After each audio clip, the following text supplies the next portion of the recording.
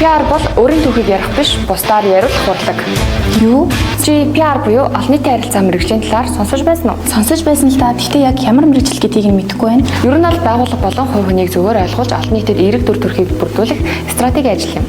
Хүмүүст итгэлийг бий болгодог гэсэн үг үү? Тэгэхээр PR-ыг үнэхээр мэргэжлийн түвшинд судалдаг гэж үү? Дэлгүү ах уу Монгол улсад шүтээсийн нийгэм хүмүүнлэгийн сургуульд 2009 оноос эхэлэн энэ чиглэлийн мэргэжлүүдийг системтэйгээр бэлдэж эхэлсэн.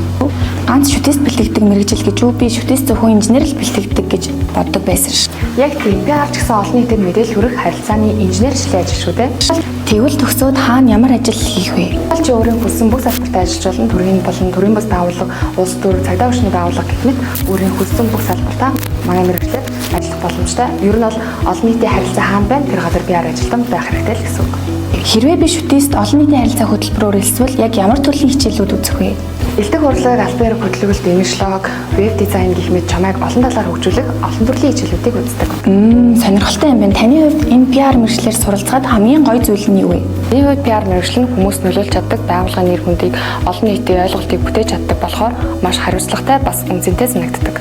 Ойлголоо. Таны хэлдгээр үнэхээр үнцэнтэй мэргэжил юм байна. Тэгвэл эсэлтийн ерхий шалгалтаа ямар хичээлүүдээр өгсөн байх ёстой вэ? Зөөр хичээл, нийгмийн ухаан, математик, дагалдах хичээлүүд гэх юм бол монгол хэл болон англи хэл гэх мэт. Энэ мэргэжил үнэхээр сонирхолтой юм байна. Би энэ мэргэжлийн талаар илүү их мэдмээр байна. Өдөрт хэрэгцээтэй үнцэнтэй мэргэжилтэн болохыг хүсвэл даашдээсийн нийгэм хүмүүнлэгийн сургуулийн олон нийтийн харилцаа хөтөлбөрийг сонирхоод үзээрэй.